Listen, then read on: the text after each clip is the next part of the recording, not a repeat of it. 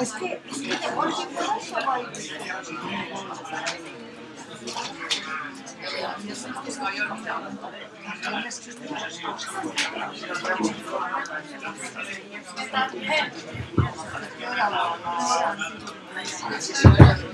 ¿Sí? ¿Se escucha bien al fondo? ¿Sí? ¿Se escucha bien por ahí? ¿Sí? Piscolales, pero unas bravas. Esperadillas.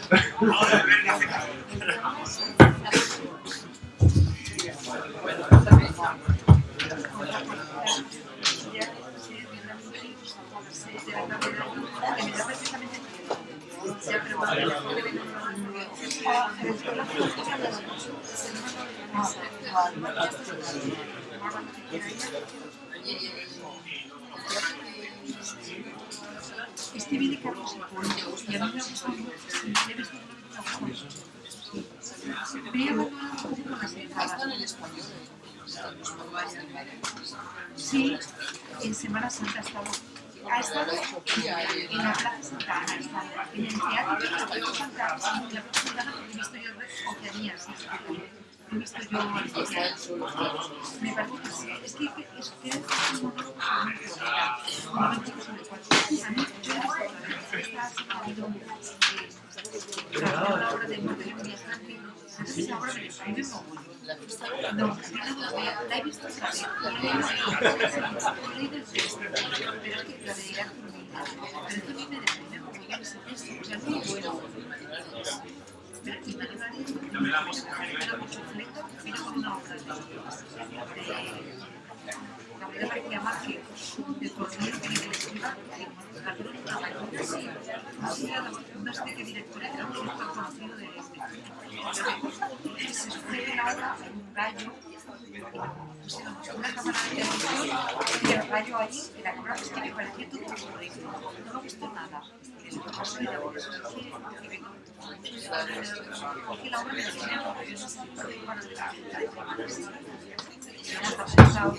Guille.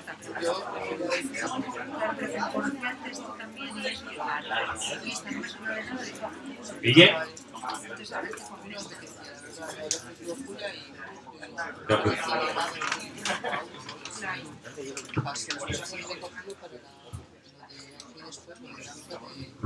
Se escucha bien ahí, ¿verdad? Sí. Sí.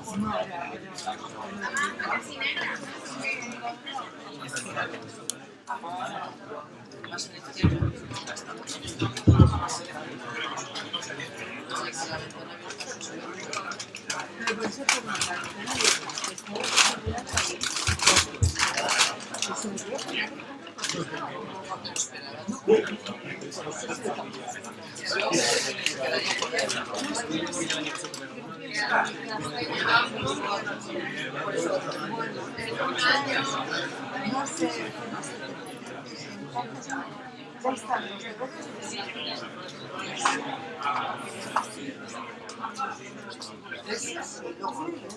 ¿Quieres dejar algo abajo, José? Nada, y este formato que más sí.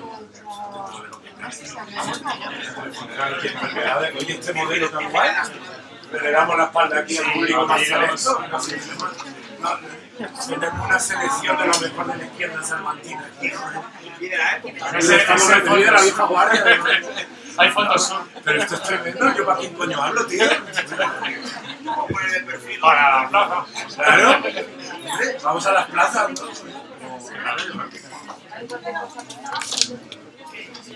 Bueno, después digamos cómo vamos a ir a la presentación.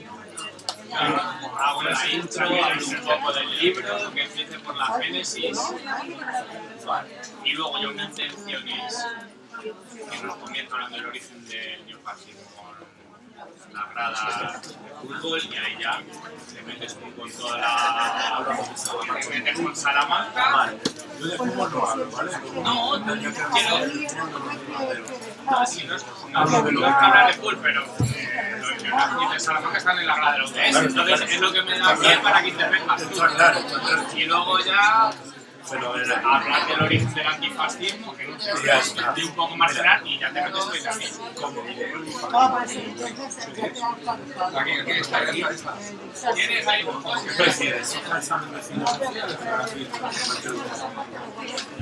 No, me llamo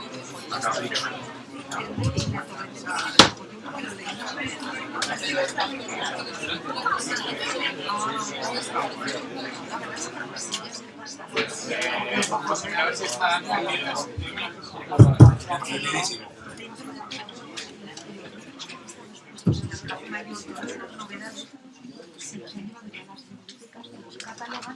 Y que creo que esta semana que viene nos sacan, O sea, que viene hay muchas cosas potentes. Vamos a ver. Que no tenemos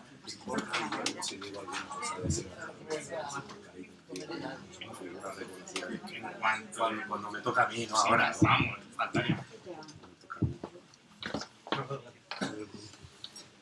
Hola, buenas tardes a todos. La verdad que mola mucho Brasil, la librería y sobre todo para la presentación. Yo creo que es de un libro importante, sobre todo porque Miquel lo comenta al principio del libro, es un libro abiertamente militante, es un libro abiertamente subjetivo, pero no creo que eso sea una crítica para el libro, sino creo que es algo necesario. Sobre todo por la cantidad de libros pretendidamente objetivos que sobre diferentes temáticas normalmente nos venden. Y precisamente yo creo que este libro de Miquel es un libro contra la equidistancia, es un libro contra la idea de que todos son iguales, y yo creo que este libro lo que demuestra es que nada más lejos de la realidad. Que no todos son iguales o no todos somos iguales. Entonces, la idea es mantener una charla.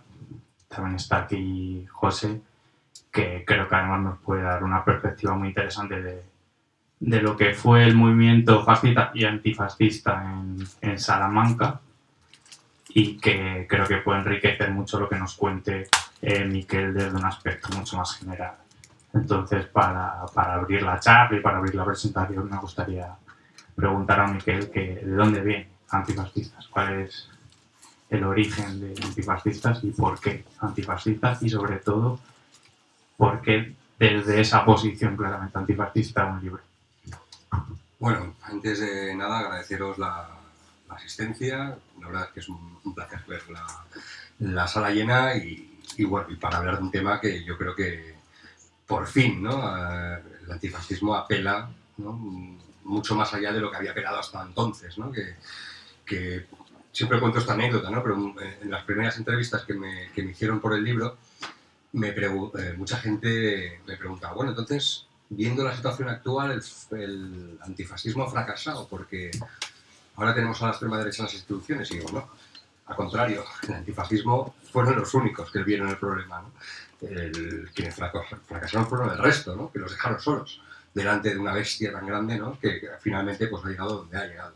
Efectivamente, un relato personal nunca puede ser objetivo. Y yo lo digo bien claro en el primer capítulo. Esto es un asunto personal. Porque yo me siento apelado por todo lo que plantea la extrema derecha. Ojalá todo el mundo se sintiera apelado, ¿no? Cuando alguien pretende quitar derechos a una parte de la sociedad por razón de sexo, de origen, de color de piel, de religión, de lo que sea. Por lo tanto, es verdad que este trabajo nace también un poco de mi experiencia personal, más allá de mis ideas, ¿no? Y es por un trauma que yo sufro y que sufrió toda una generación. Concretamente, yo hablo del caso de Valencia, que me tocó vivir de adolescente a principios de los años 90 y que fue concretamente el asesinato de una persona conocida a manos de un grupo de extrema derecha, un grupo de neonazis, ¿no? Esto nos golpeó muy fuerte a toda la gente joven de aquella época. Éramos una generación que no había vivido la transición, no había vivido el franquismo, que nos habíamos criado en los años 80, pero sin enterarnos mucho de lo que pasaba a nuestro alrededor, más allá de nuestro entorno familiar. Pero cuando empezamos ya a salir o a tener cierta idea de lo que pasaba en el mundo, nos encontramos con un mundo que nos lanzaba algunos avisos, ¿no? Que no nos gustaban. Y uno de ellos fue brutal, que fue el asesinato de Guillem Agulló en el año 93 en Valencia, y que yo tenía 14 años cuando sucedió. Y yo empezaba a salir. A esa edad. Yo llevaba pintas. Yo tenía inquietudes políticas ya con 14 años. Y nos apeló directamente. Nos dijo, ser como eres, pensar como piensas, soñar con lo que sueñas, te puede costar la vida, ¿no? Y esto obviamente causó diferentes efectos. Mucha gente se asustó. Otra gente intentó reciclar ese miedo y transformarlo en motivación para seguir. Y mucha gente decidió dar batalla en esta historia, ¿no? Tú lo has dicho muy bien, no es un relato objetivo. Yo soy periodista. Ningún periodista es objetivo, por mucho que os quieran vender la moto. Lo único objetivo es el tiempo, ¿vale? Si hace sol o llueve. Todo lo demás no es para nada objetivo. Desde la elección de los temas que se tratan en los informativos o en los periódicos, hasta quién eliges para contar las historias, etcétera, etcétera. La objetividad para mí en el periodismo no existe, ¿no? Y más allá de este asunto personal y también de mi compromiso ya no solo como periodista, sino como también ciudadano, ¿no? Yo creo que la defensa de los derechos humanos tiene que ser el consenso mínimo de cualquier demócrata, de cualquier persona que crea que la libertad y los derechos humanos deben regir la vida y la propia democracia, ¿no?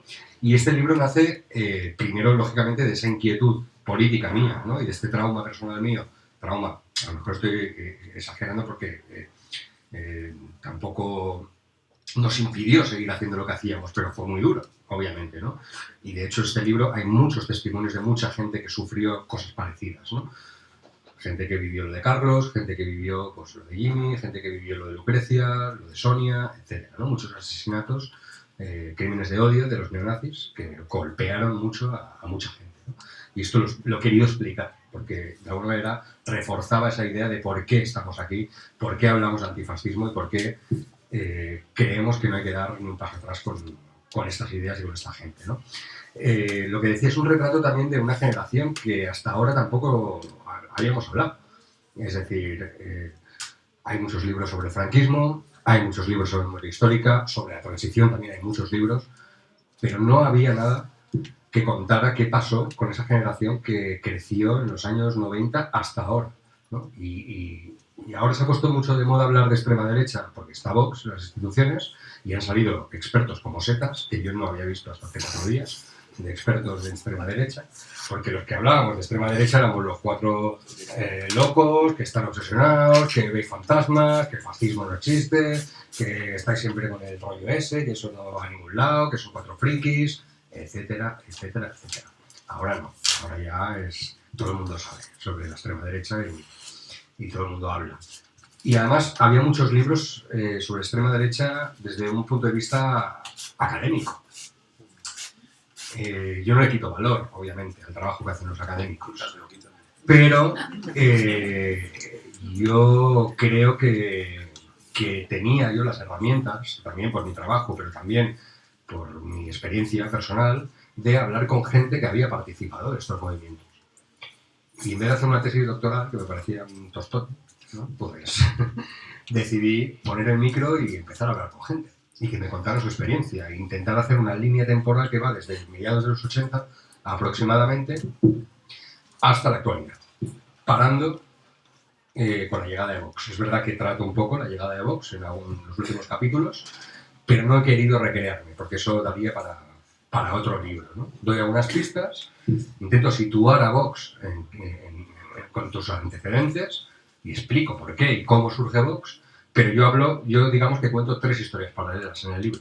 Cuento, por una parte, obviamente, qué hace la extrema derecha una vez muere Franco, más allá de la transición. No voy a hablar o sea, no hablo de hablo de pasado, ¿no? De todo lo que fue la extrema derecha post-franquista, que todavía reivindicaba el legado del régimen, etcétera, etcétera. Sino yo hablo de esa generación también de ultraderechistas que no vivió el franquismo y que no vivió la transición más que de pasado, ¿no?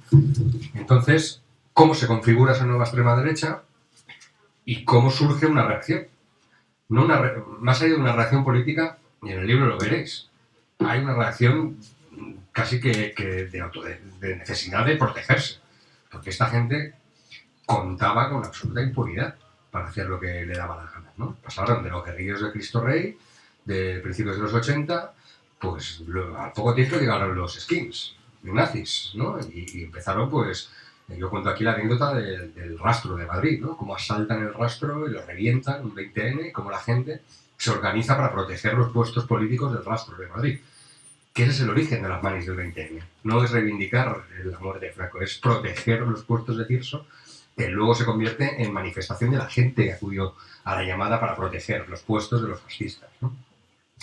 Yo he ido reconstruyendo un poco estas historias, como esa gente que de repente dice, oye, que los fascistas de la transición, todavía quedan algunos, pero hay una nueva generación de fascistas que tienen nuestra edad, que tienen 18, 20 años, que estos van a por todas, que vienen a por nosotros. Y cómo, además, te das cuenta, en todas las ciudades del Estado español pasa exactamente lo mismo. Empiezan a surgir estos grupos y la gente empieza a protegerse, a juntarse, a hablar y a protegerse.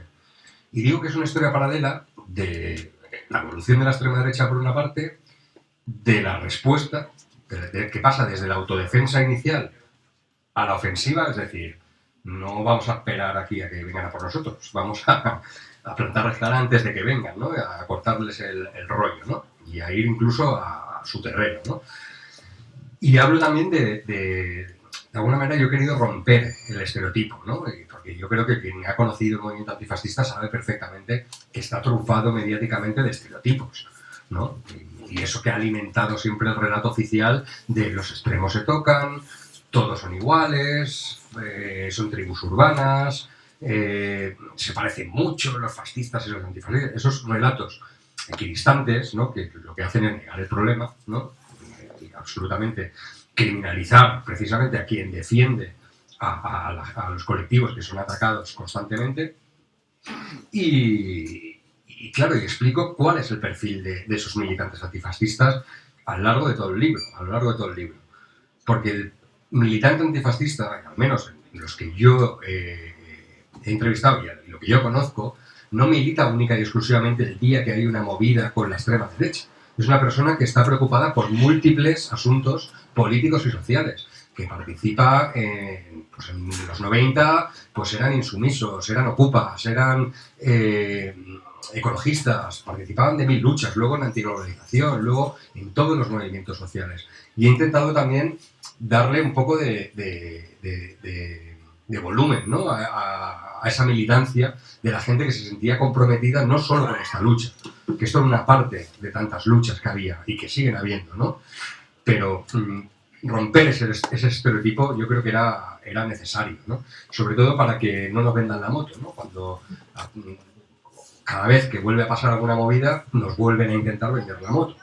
Y yo he querido romper esto, además ampliando mucho la mirada. Es decir, yo he intentado ser generoso en este sentido porque creo que ha habido una labor antifascista desde muchos frentes que a veces nos olvidamos de reivindicar, digamos, o la gente que trabajamos o que hemos estado en el tema antifascista, y que creo que es necesario. El papel, por ejemplo, de los supervivientes del Holocausto que se enfrentan a los negacionistas. Aquí en España vivían nazis de la Segunda Guerra Mundial, exiliados y viviendo como reyes, forrándose con el boom de la construcción de los años 60. Vivían en Málaga, en Alicante, en Sevilla. Cuento el caso de una superviviente de Auschwitz que se enfrenta a León Degrelle, a uno de los principales ideólogos del neonazismo, ¿no? Y lo gana en los tribunales, ¿no? Porque aquí Felipe González se negó a extraditarlo a Bélgica. Bélgica lo solicitaba por crímenes contra la humanidad y Felipe González no quiso extraditarlo, ¿no? Hablo también de los colectivos, por ejemplo, LGTBI a principios de los 90, que no es lo que es ahora. O sea, eran muy poca gente y iban con mucho cuidado, les atacaban las manis. Sale una anécdota que está en vídeo, de hecho yo pongo el enlace de YouTube que todavía se ve, Pedro Cerolo denunciando que han atacado la mani del orgullo y han apuñalado a 2 de ellos. Y sale el Pedro Cerolo diciendo, estos nazis fascistas que han venido y nos han apuñalado. Es decir, cuento lo que fue esto durante muchos años en absoluta soledad. Cuento el asesinato de Sonia, de una mujer transexual en Barcelona en el año 91, la matan a patadas. A patadas. Es decir, os cuento una anécdota que es un poco bestia, pero para que entendáis la magnitud del asunto, el chico que entrevisto, que es del Front d'Alliberament Gay de Cataluña, del Frente de Liberación Gay de Cataluña, una de las primeras organizaciones LGTBI del Estado español, volvía de fiesta de madrugada y miraba siempre las portadas de los periódicos, ¿no? Y en el periódico, o en La Vanguardia creo que fue, vio que habían matado a una travesti negra.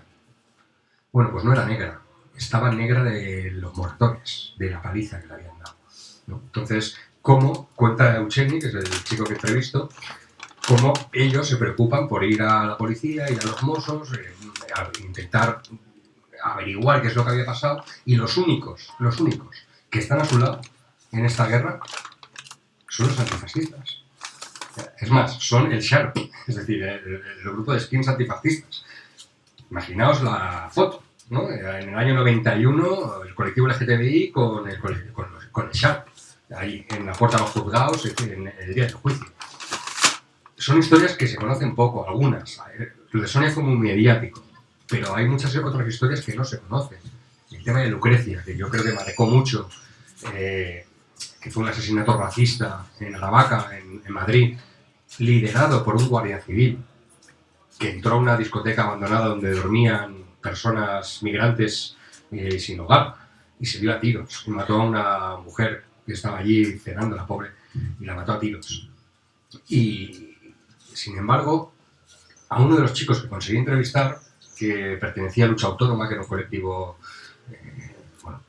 muy cañero de Madrid, de finales de los 80, principios de los 90, estaban haciendo una labor de investigación muy bestia de los grupos fascistas, que eran muy violentos entonces, y habían logrado infiltrarse en los grupos fascistas. Y sabían que estaban preparando algo. Y cómo fueron los grupos antifascistas a Aravaca y a Alcorcón y a la zona del Extrarradio de Madrid a advertir que estaban preparando algo para el 20N los fascistas, que tuvieran cuidado los inmigrantes de Aravaca, que sabía que había campaña xenófoba contra ellos y tal, y no sé qué. No les hicieron ni caso. A la semana siguiente mataron a Lucrecia, ¿no? Eso sí, al día siguiente salieron todos los políticos de la foto, ¿sabes? Los mismos que se habían negado a tomar medidas o que les habían tratado de exagerados, ¿vale? Y el libro además está atravesado también por defecto profesional, pero también porque creo que es muy interesante, de las crónicas periodísticas. Cómo se trataba en los medios de comunicación estos temas. Está lleno de prensa. Alguna de ellas la podéis encontrar en internet, otra no, porque yo me dediqué a recortar desde pequeñito todo lo que salía en los medios de comunicación sobre extrema derecha y tengo unos archivadores interesantes. Entonces de ahí he sacado un montón de noticias del año 91, 92, 93, hasta que internet ya más o menos llega, que han servido de archivo para documentar, por ejemplo, qué decía Margarita Robles cuando era secretaria de Estado en el año 95. Y hay una serie de crímenes nazis y la gente le pide explicaciones. Y ahí está lo que decía Margarita Robles sobre el tema, ¿no? Y las penas que ella proponía para estos nazis que habían matado a gente o que habían apuñalado, ¿no? Ahí lo podéis encontrar, ¿no? Por lo tanto, la motivación era que, obviamente, contar esta historia, porque me parecía que valía la pena contarla, también sanar un poco una herida, ¿no? De algo que había tenido siempre ahí presente, que intentaba explicar o que la gente entendiera que esto del antifascismo ni es una moda, ni es una tribu urbana, ni es una cuestión que solo interpela a un sector muy concreto de la izquierda radical, sino que era algo que merecía un compromiso y un consenso de mínimos de cualquier demócrata, ¿no? Un punto en común donde podemos encontrarnos gente que pensemos diferente, pero sabemos que atacar a gente por su color de piel, por su orientación sexual o por lo que sea, es intolerable. No hay equidistancia posible. Y de alguna manera, pues, dar voz a gente que tenía historias muy interesantes y muy bonitas que contar. Porque a pesar de que está atravesado por temas muy jodidos, muy dramáticos, porque hay muerte, hay represión brutal, el tema de la represión es constante y lo vais a ver, hay un cariño detrás de todo esto que es, para mí, el valor que ha tenido el hablar con tanta gente, ¿no? Y es comprobar cómo a la gente que participa de esto no le mueve nada más que el amor al prójimo. Sí, parece muy cristiano, pero es que es verdad. Es decir, ¿a quién te manda a ti con 18 años irte a proteger a los negros que duermen debajo del puente porque una banda de asesinos nazis armados con navajas van a matarlos? Pues eso está lleno de gente que hace eso, que se juega la vida, que pone la cara, que periodistas que yo no he firmado artículos hasta hace 7 años. Yo tengo un montón de artículos con seudónimo en muchos medios, porque me daba miedo, porque tenía que tener cuidado, porque esto no era un juego. Y yo quería poner esto en valor. El trabajo de tanta gente, mucha gente anónima, mucha gente que sale con seudónimo, porque todavía, gente que tiene hoy 60 años, o 50 años, que estuvo a pie del cañón y todavía quiere firmar con seudónimo, porque esto marca, ¿no? Igual que nuestras abuelas muchas veces nos dicen, tú que no se te note mucho la ideología, que tiene todavía, ¿no? el rollo de la dictadura, ¿no? Pues es verdad, eso es verdad, y eso pasa, ¿no? Y ha pasado también con nuestra generación, y me ha pasado a mí también. Pero bueno, llega un momento en la vida en el que pues ya también decides dar un paso adelante y asumes, ¿no? Lo que hay. Y yo lo que digo, este libro no es la historia oficial de nada, es decir, yo no hablo en nombre de nadie, yo he dado voz a gente que participó en algún momento determinado y en algunos espacios determinados en algunas de estas luchas, es decir, no es ninguna historia oficial. Podrían haber muchas más historias, y a lo mejor incluso de gente que ha militado en el mismo sitio, y lo contaría diferente. Pero bueno, he intentado llegar a donde he podido, con toda la humildad del mundo, y he querido también, de alguna manera, reconocer la labor de toda esta gente que ha sido muy maltratada por los medios de comunicación y por la justicia de este país. Y yo lo digo, si ya estamos flipando con el tema de la justicia, con toda la basura que hay de corrupción y tal, pues imaginaos con 4 chavales desarrapados que no les protege nadie. Imaginaos, si son capaces de hacer esto con jueces, fiscales, policía, etc., imaginaos con chavales que se enfrentan a la bestia como lo que fue y como lo que es la extrema derecha de este país, ¿no? Y esto, pues, de alguna manera quiere reconocer ese trabajo, pero también abrir un poco los ojos a gente que se cree que esto es un jueguecito o que esto es una batallita de tribus o de tal. Esto yo creo que merecía la pena contarlo y estoy muy agradecido a la gente que ha prestado su testimonio. Y de hecho, gente de diferentes generaciones que tengo que decir que todos han leído lo que hay antes de publicarlo. Yo no quería publicar nada que nadie se sintiera cómodo. Yo siempre les he pasado todos los textos, les he incluso censurado cosas yo, porque me parecía que a veces el exceso de confianza pues explicaba cosas que no hacía falta tampoco explicar más allá de la barra del bar, ¿no?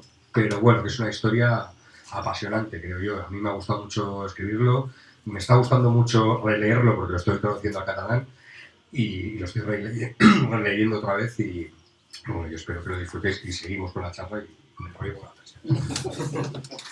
No, a mí me gustaría empezar un poco y ya también dar la palabra a José por cómo se produce durante la década de los 90 la aparición de ese fascismo nuevo que rompe con todas las dinámicas anteriores que arrastraban, con intentos de diferenciación, de que no eran lo que habían sido durante el franquismo, que tenían influencias europeas, desde Francia, Inglaterra, incluso Alemania, y también lo que suponía militar en esa época en el antifascismo. O sea, cómo surge ese neofascismo en los 90 y cómo se articula la respuesta antifascista desde gente ya politizada y concienciada y que milita en estructuras partidistas, estudiantiles o sindicales que le intenta dar batalla a un movimiento que era nuevo. Efectivamente. Bueno, muchas gracias en primer lugar por Capital Swing, por Miquel y por Letras Corsarias por organizar este evento. Una de las cosas que comentaré es que uno de los elementos de normalización del fascismo en Salamanca han llevado a que cada vez haya menos espacios donde poder hacer este tipo de eventos en Salamanca. Es decir, antes era absolutamente normal encontrar este tipo de eventos en la universidad y desde hace unos años lamentablemente se hacen más actividades alternativas fuera de la universidad, que es el espacio en el que yo trabajo, que dentro. Y gracias a Letras Corsarias podemos mantener una estructura de actividades de pensamiento alternativo, ¿no? Yo vengo, por un lado, contento por participar en esta presentación de este libro que es tan necesario. Por otro lado, vengo triste, tengo un mal día, hoy he perdido un amigo. Y no solo he perdido un amigo, es un amigo que muchos seguramente le conocéis o habéis oído hablar de él. Es Sebas, el dueño de un bar, que es el Bar El Rastro, uno de los últimos garitos, y uso la palabra garito porque es la que él le gustaba usar para definir su propio bar. Yo cuando leía este libro me agradó mucho encontrar que Miquel hablaba de cómo él mismo se había socializado en los ambientes antifascistas, en ese mundo de la contracultura, típico de la música, de los garitos de izquierdas, donde leías publicaciones alternativas, donde leías otro tipo de revistas, donde tenías otro tipo de conversaciones, donde no había televisión, donde no se hablaba solamente de fútbol, aunque se podía hablar, ¿no? Esos garitos que cada vez están desapareciendo, ¿no?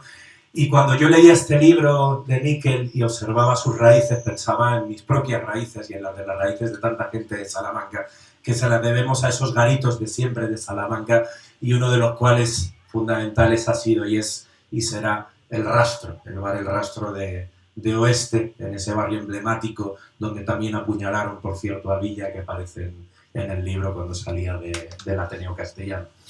Y Sebas, yo siempre le voy a recordar con muchas frases grandes, pero recordaré siempre dos que me van a hacer siempre tener una sonrisa, que es cuando nos decía salud y república, que por algo hay que empezar, y cuando cerraba la trapa del bar y se despedía y nos decía siempre uníos ante el fascio, que vienen tiempos jodidos.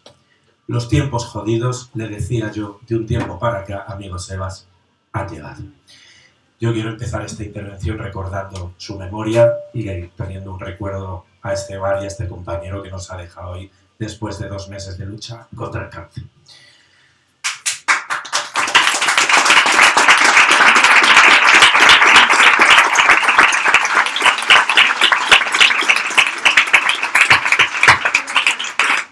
Dicho esto, entrando en el libro, yo creo que este es un libro que es importante porque habla de algo que para mí es evidente.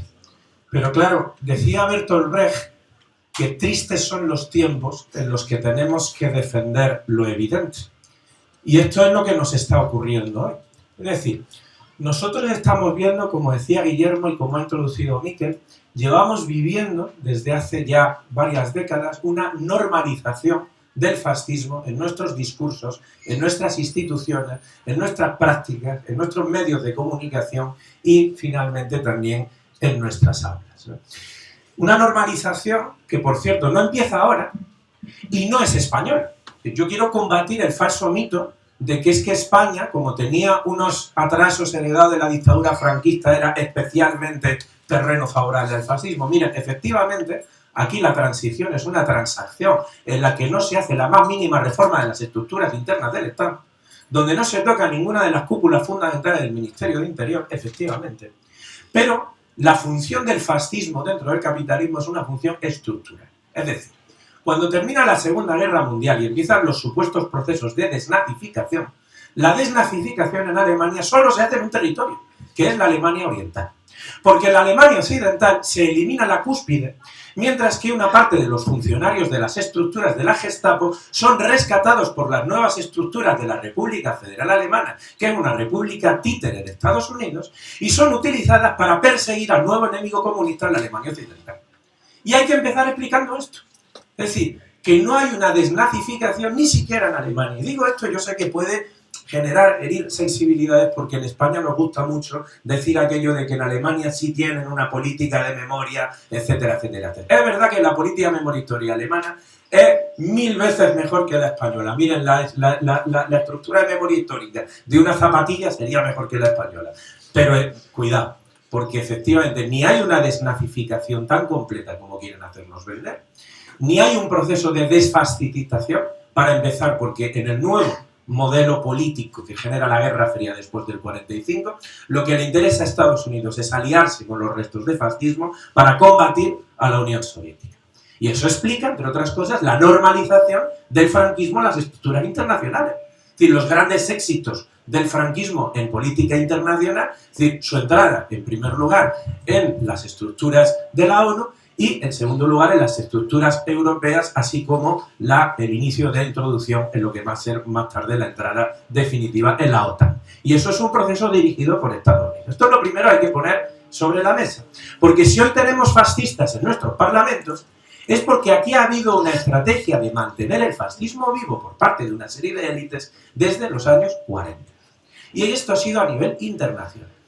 Es más, aquí había dos formas, digamos, de interpretar por qué pervivía el fascismo en los años 90. Es decir, porque un elemento que efectivamente algunos académicos, tampoco muchos, pues no te creas tú que a la academia esto le preocupa tanto, ¿no? Pero algunos teóricos sí que se preguntaban cómo era posible que en los años 60 revivieran lo que se llamó la segunda generación de los fascismos, el Frente Nacional Británico, todo lo que va a significar la nueva extrema derecha en los años 60, protegida, entre otras cosas, por la Operación Gladio en Italia, que mencionas en tu libro. Cómo en los años 80 y sobre todo 90 empiezan a aparecer esos semi-ejércitos o esos grupos armados que van dando palizas a inmigrantes, a mendigos, a personas de diferentes figuras de izquierdas, a personas de la cultura alternativa que generan el movimiento antifascista del cual has escrito esta extraordinaria crónica. Y hay, digamos, dos lecturas, ¿no?, dentro de la izquierda. Una, los de la izquierda institucionalista, que plantean que el fascismo es, digamos, una excepción.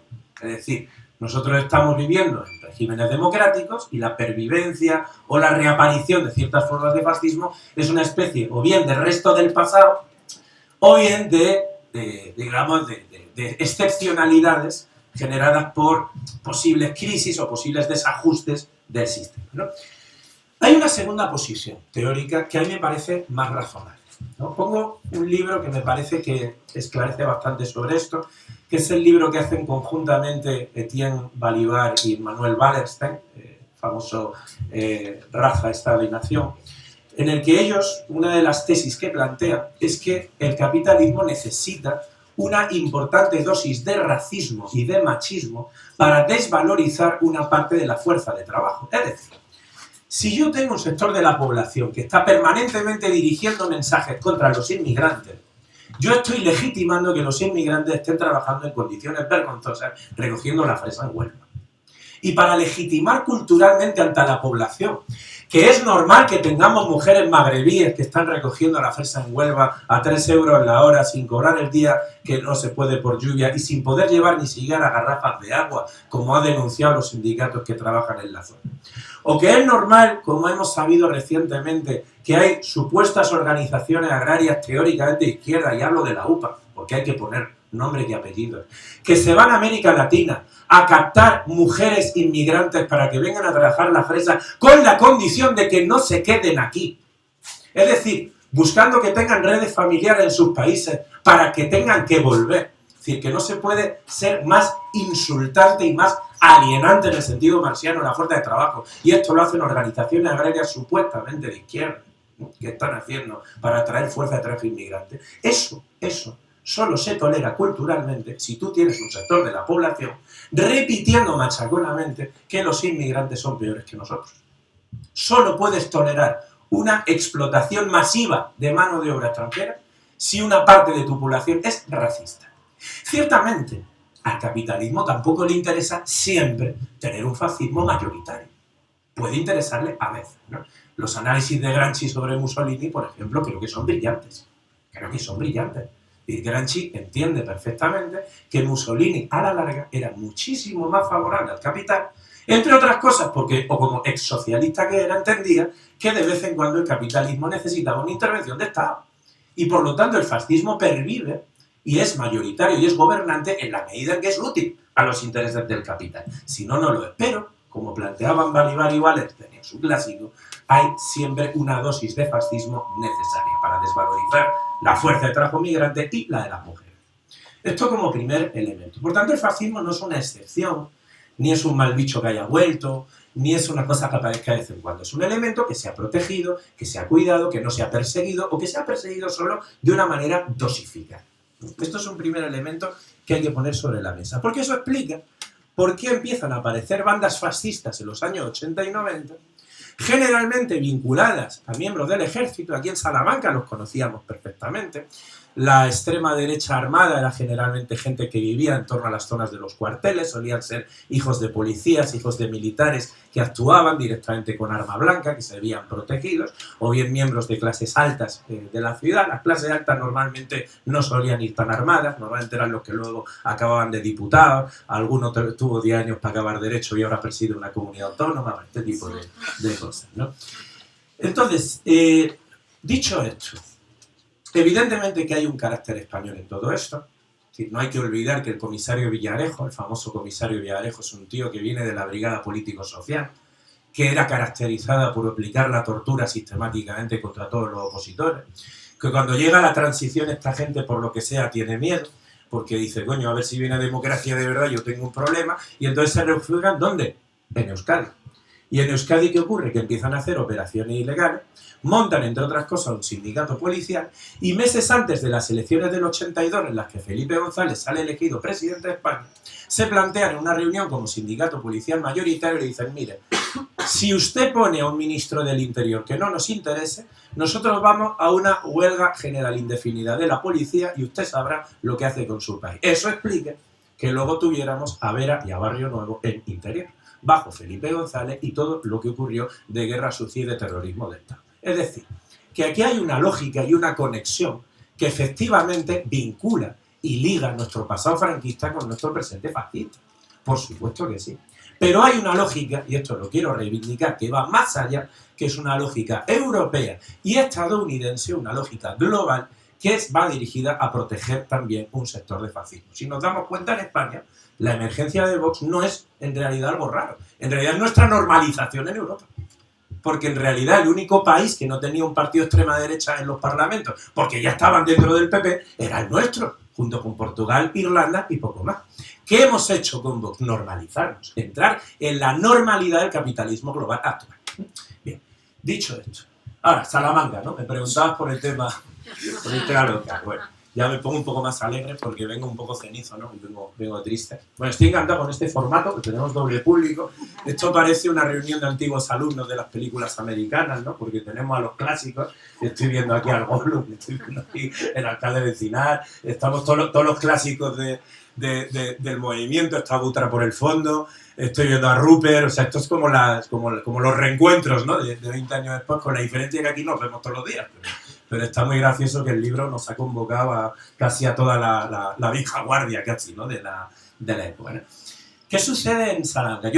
A trazar la historia de Salamanca sería una cosa muy compleja. Yo no estoy facultado para hacerlo tampoco, porque habría que hacerlo coral. Tendríamos que hacerlo entre todos y entre todas, ¿no? Y hay gente que habéis protagonizado el movimiento antifascista en Salamanca de una manera más directa que yo, aunque yo siempre he colaborado, me he sentido parte y he luchado. Pero yo diría que hay dos elementos de estas coordenadas en Salamanca que hay que pensar para hacer un recorrido. Por un lado, el tema universitario, el tema estudiantil. Salamanca es una ciudad universitaria, el peso estudiantil es fundamental, la mayor concentración de gente joven aquí es en el mundo universitario y en el de los institutos, y por otro lado, el movimiento puramente, digamos, antifascista. Y yo destacaría dos elementos.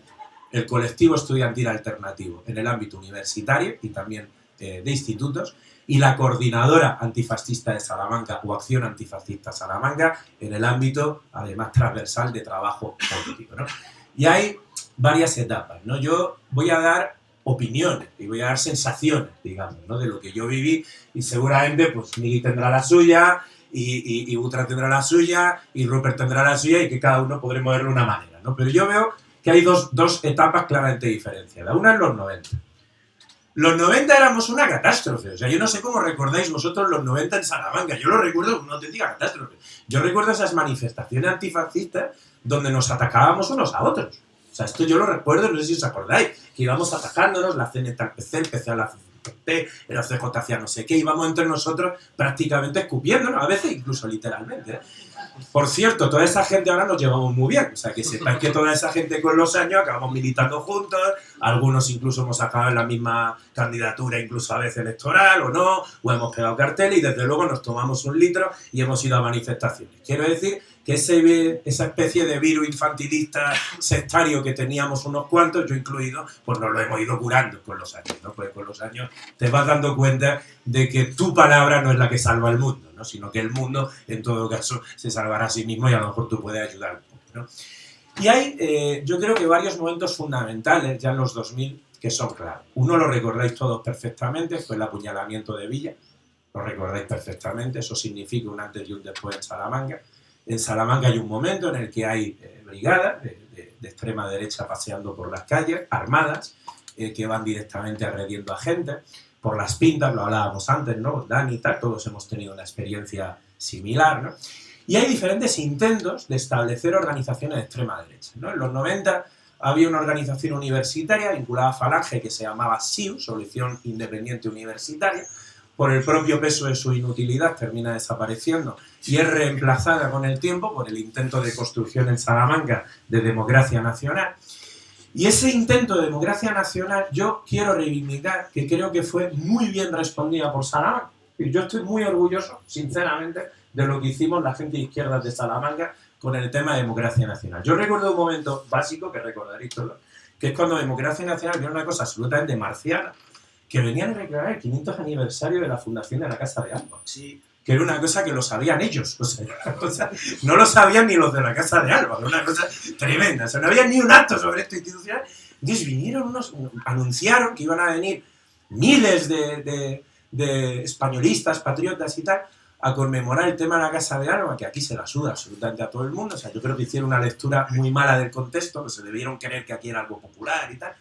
Y entonces hubo una respuesta, creo que muy inteligente y muy sensata, que fue la unión de todos esos colectivos distintos, ¿verdad? Que veníamos cada uno de un lado, la gente de la CNT, la gente de la CGT, la gente de la UJC, la gente de los CJC, la gente de la Red Roja entonces, de Corriente Roja, la gente independiente, la gente de los clubes de fútbol, la gente de todo el mundo, más o menos cerca del mundo skin. Es decir, todos esos colectivos, de pronto, ven las orejas al lobo y decimos, tíos, tenemos que juntarnos, tenemos que hacer una reunión seria, tenemos que hacer algo que no sea sectario y tenemos que dar una respuesta unitaria ante esto.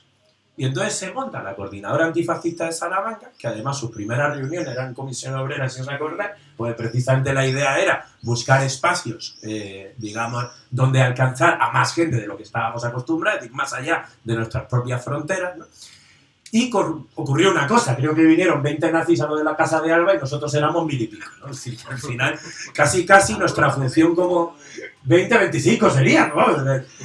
Por la noche no sé, pero la concentración era, ¿no?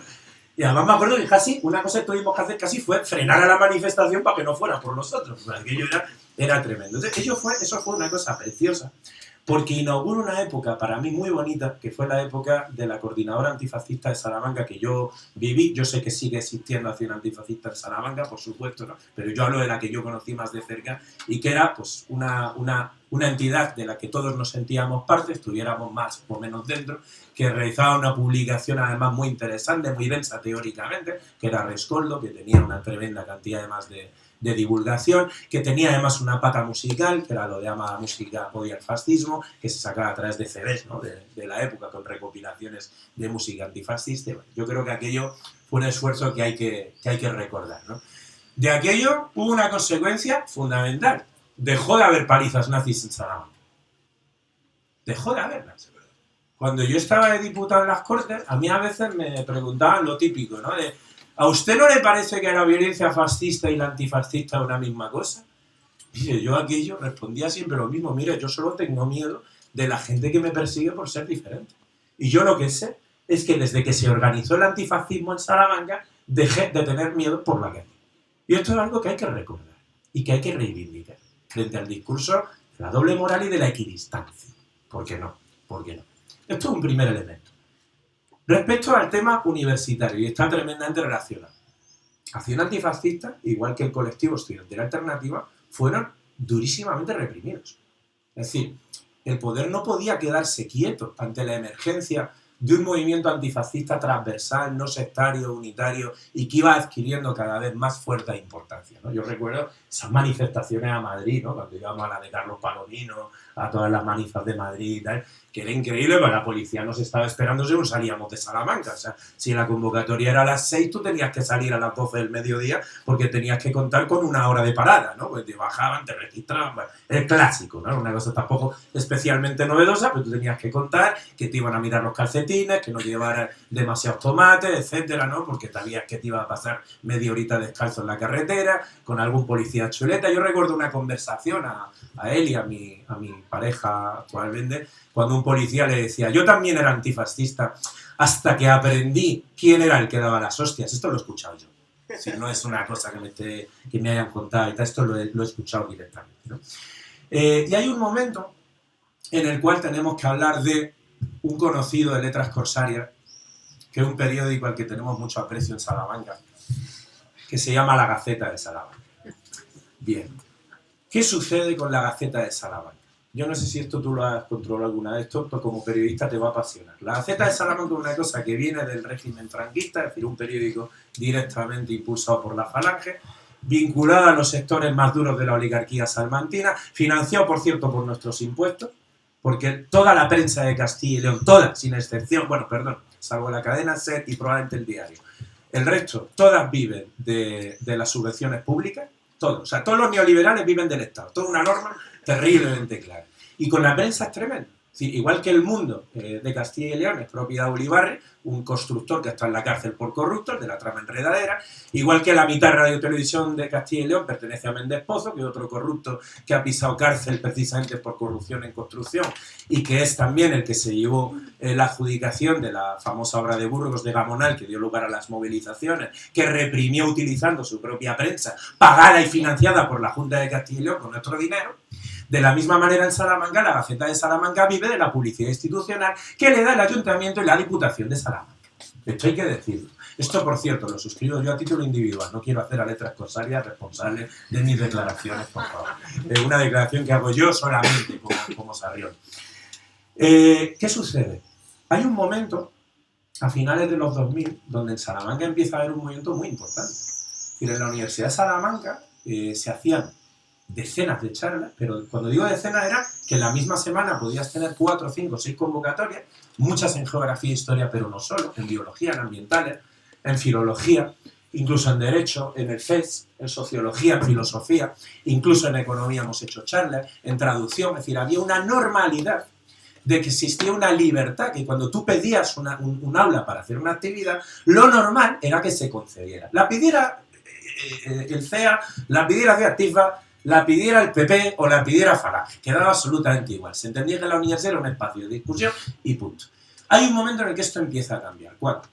Cuando en la universidad se empieza a pasar de esos pequeños actos de 15, 20 personas a actos de 50, 60 personas y de repente empiezan a aparecer actos multitudinarios de 300, 400 y 500 personas. Y estoy pensando en el momento de las marchas de la dignidad, cuando el colectivo estudiantil alternativo organiza un evento con Diego Cañamero y con Willy Toledo que concentra a 500 personas gritando a favor de las marchas de la dignidad dentro de la Facultad de Geografía e Historia. La Gaceta de Salamanca decide iniciar una campaña para atacar a todos los decanos que permitieran actos de izquierda a partir de aquel momento. Atacar quiere decir que te sacaban en la portada durante una semana. Claro, la Gaceta, en la medida en que es subvencionada, se reparte mucho.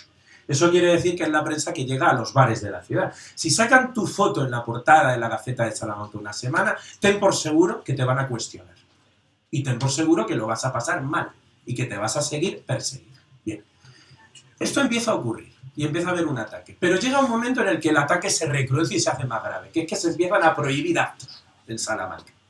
Hay un momento en el que se prohíbe un acto de la abogada en aquel momento de Arnaldo Otegi, que venía a hablar del proceso de Arnaldo Otegi a la Facultad de Derecho, es decir, no era un acto a favor de Arnaldo Otegi, que tampoco pasaría nada porque hubiera un acto a favor de Arnaldo Otegi en una universidad, es decir, de la misma manera que puede haber de cualquier otro partido político o de cualquier otro político, pero es que era además un acto jurídico para hablar de un proceso en la Facultad de Derecho, es decir, un acto de interés académico que en ese momento organiza Corriente Roja para traer a Doris Ruano, que era su abogada, dirigente también de Izquierda Castellana, y es un acto que es prohibido. Esta es la primera prohibición que se realiza un acto en la Universidad de Salamanca de que yo tenga conciencia.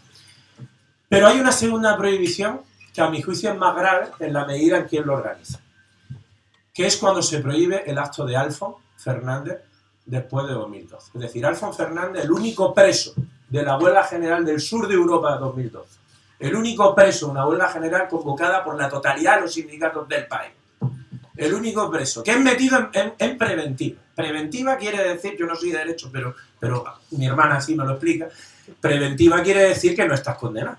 Es decir, que tú sigues siendo inocente, tienes presunción de inocencia. Se invita a Alfon a hacer una actividad conjunta entre CEA y Acción Antifascista Salamanca para invitarle a hablar de su proceso y de la persecución y criminalización de los movimientos sociales. Insisto, una persona inocente hasta que haya una sentencia en contra.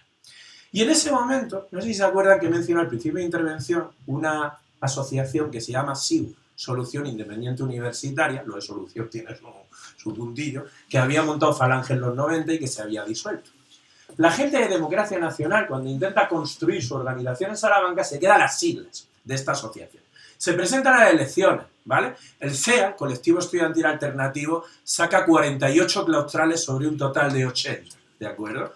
Podréis decir, es que es fácil sacar claustrales. Bueno, el SIU de Democracia Nacional se presentó y sacó cero claustrales. Dudamos que tuvieran candidatos, siquiera.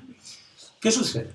Esta gente manda una nota de prensa a la Gaceta de Salamanca en la cual denuncian que hay una gran polémica en la universidad porque se está trayendo a un violento y filoterrorista como Alfon Fernández a la Universidad de Salamanca. Y hacen una presión directa hacia el rectorado para que prohíba este acto. La decisión del rectorado es prohibir el acto. Ante esa decisión, los representantes de estudiantes del colectivo estudiantil alternativo, 48 sobre 80, es decir, asociación mayoritaria de la Universidad de Salamanca, deciden salir a protestar ante el rectorado y además lanzan una campaña de recogida de firmas de profesorado universitario para que pidan al rectorado que rectifique su decisión. Se consiguen unas 500 firmas en 3 días de profesorado universitario de toda España, entre las cuales inicialmente hay 4 firmas de Salamanca, 3 profesores de la Universidad de Salamanca y 1 de la Universidad Pontificia de Salamanca, que en ese momento era yo. Al día siguiente, la Gaceta de Salamanca, ¿qué hace? Sacar nuestras 4 caras en portada, indicando que hay 4, o sea, no destacando que hay 500 profesores universitarios de todo el país que piden que se celebre el acto de Alfon, sino indicando que hay 4 profesores de Salamanca que firman a favor del violento Alfon. Nos pone el titular de los Willy Toledo salmantinos y empiezan a pedir públicamente nuestro despido. Tanto es así que un medio vinculado a Intereconomía publica una columna pidiendo públicamente mi despido y a mí 6 meses después me despiden de la Universidad Pontificia de Salamanca. Afortunadamente, el que me despidió, que fue el obispo de Salamanca, cometió un error que fue decir que me despedía por comunista, porque un hombre que de teología sabía, pero de derecho no sabía mucho. Entonces cometió el error de decirlo en un foro público, con lo cual le ganamos un nulo enseguida, ¿no? Y conseguí mi readmisión afortunadamente. Pero estas son las historias de cómo se ha ido normalizando el fascismo.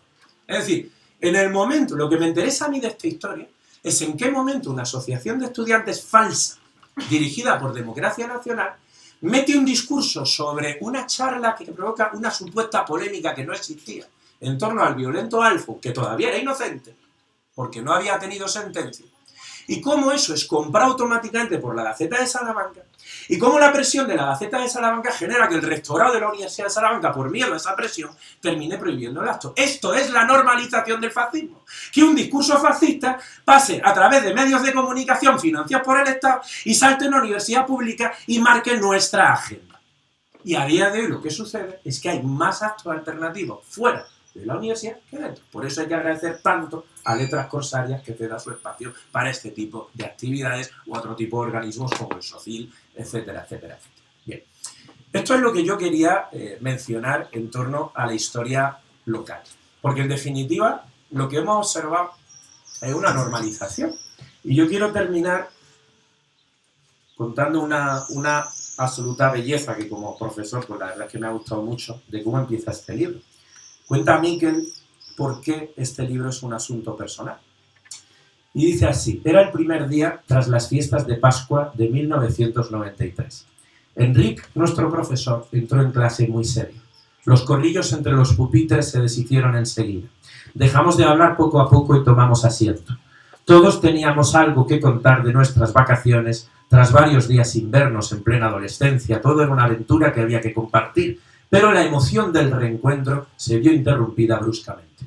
Pocos días antes, Anna, una exalumna del colegio, había presenciado cómo mataban a un amigo. Enric nos contó que esa noche estaban en Montanejos junto a Guillén cuando varios neonazis lo rodearon y le asestaron una puñalada en el corazón. Guillén tenía 18 años recién cumplidos. Yo cumpliría 14 en un mes. La clase se quedó en un silencio absoluto. Aquello nos golpeó de lleno en la cara. En nuestra escuela nos habían hablado siempre del fascismo. Era una de las primeras escuelas que usaron el valenciano como lengua vehicular. En los alrededores de la ciudad de Valencia solo había 4 a principios de los 80. En clase nos hablaron de Franco, de la guerra civil, del nazismo, del holocausto, del racismo y de la homofobia. Podía parecer una batalla lejana, pero en realidad era algo que todavía existía. Y de repente, justo antes de abandonar el colegio y empezar la secundaria, se presentaba ante nuestras narices de la peor forma posible, llevándose la vida de un joven ante los ojos de una compañera de la escuela. Salto una página y dice: el profesor nos explicó que habían matado a Guillén por odio, por ser antifascista. Salió de la clase y todos nos quedamos callados. Aunque él habla de Guillén, yo quiero centrarme no solo en Guillén, sino en ese profesor. Sigue habiendo hoy profesores que hacen este tipo de prácticas. Hoy está aquí Daniel, está Gabriel, está tanta gente que intenta dar batalla en el aula. Pero hoy lo que quieren los poderosos es que profesores como los que hicieron que Miquel se interesara por el antifascismo seamos perseguidos y que seamos represaliados. El PIN parental de Vox no es más que un intento de deslegitimar a cualquier profesor con ideología antifascista dentro del sistema educativo. Y por eso este libro es tan imprescindible, para que personas como Daniel, como Gabriel, como los profesores que lucháis por ser antifascistas en vuestras aulas, no tengáis que vivir la persecución que Vox quiere que viváis. Por eso este libro me parece imprescindible.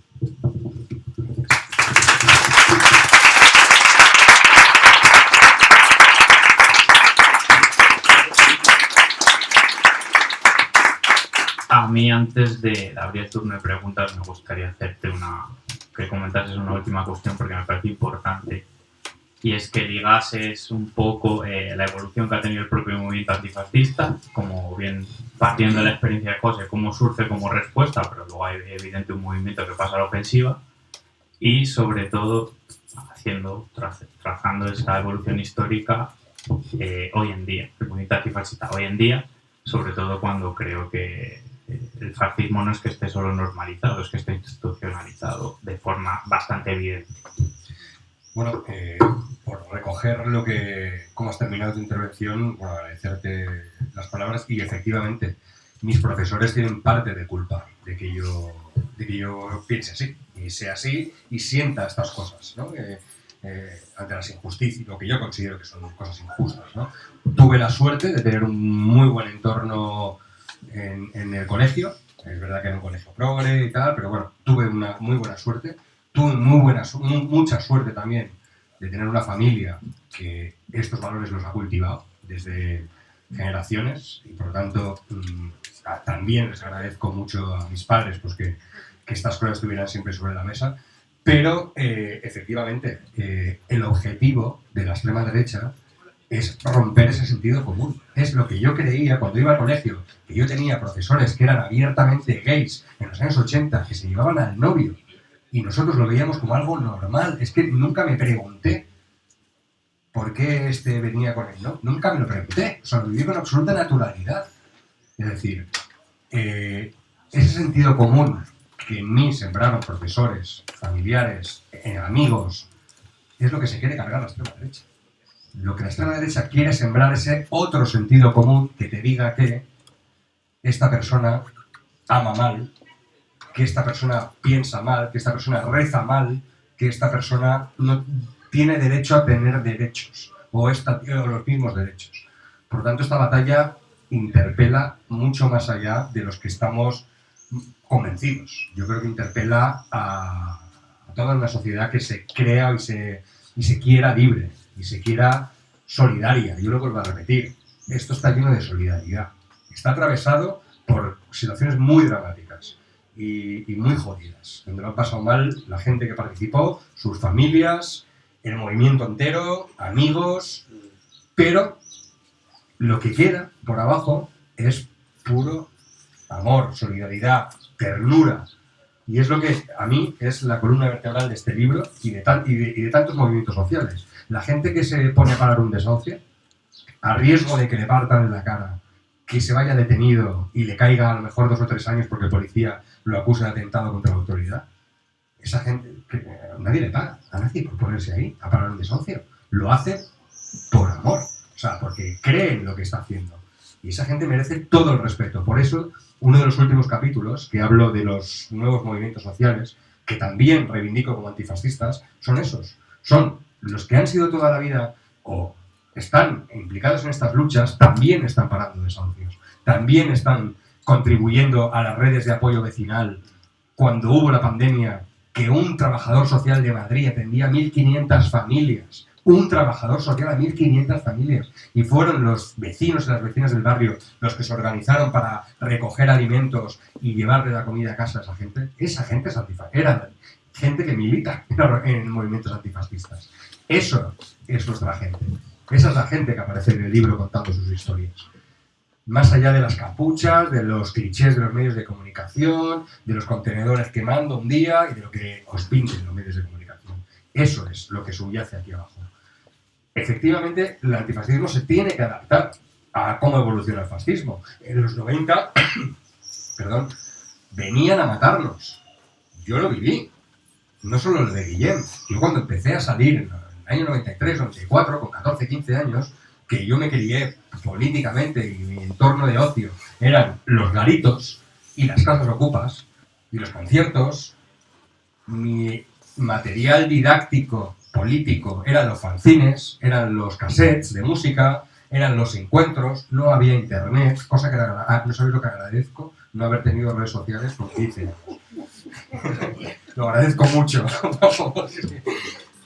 Era otra manera de relacionarnos, otra manera de preocuparnos por lo que sucedía a nuestro alrededor y de formarnos como personas, ya no solo políticamente, sino como personas, ¿no? Y esto yo lo pongo mucho en valor, ¿no?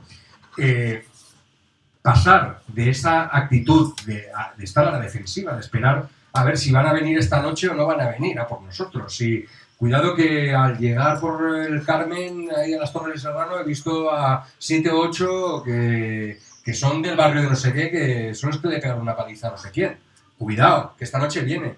A un amigo mío lo intentaron secuestrar con una furgoneta en el barrio del Carmen. Entraron, lo intentaron coger y como no lo cogieron le pegaron 3 machetazos en la cabeza. Tiene la cicatriz ahí todavía. Es decir, vivíamos una situación muy jodida, muy jodida. Que mis padres cuando han leído el libro pues han dicho, menos mal que no nos contabas todo lo que hay ahí, porque tela, ¿no? Y es verdad que esto se repite en todas las ciudades del Estado español, en todas, con la gente de Málaga que he hablado, Zaragoza, Madrid, Barcelona, Sevilla, en Asturias, en todas partes suceden episodios de este tipo. Y aquí, obviamente, surge un antifascismo reactivo y defensivo. Es decir, no podemos dejar a nuestra gente sola. Yo recuerdo, los conciertos a los que yo iba, la consigna cuando terminaban los conciertos era no volváis solos a casa. No volváis solos a casa. y al que volvía solo pillaba. Eso era así, porque sabíamos que estaban por ahí dando vueltas buscándonos.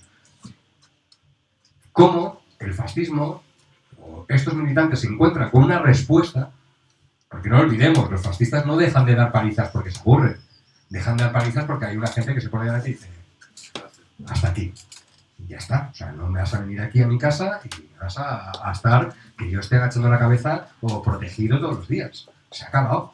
Y hay una serie de gente que, bueno, ahí, además, toda la gente con la que he entrevistado siempre lo dicen, aquí no se obligó nada a nadie. Es decir, aquí a la gente participaba de lo que quería. No era necesario que estar implicado en el colectivo y ponerte en primera línea. Podías estar trabajando en otros asuntos. Pero hubo gente pues, que se puso delante.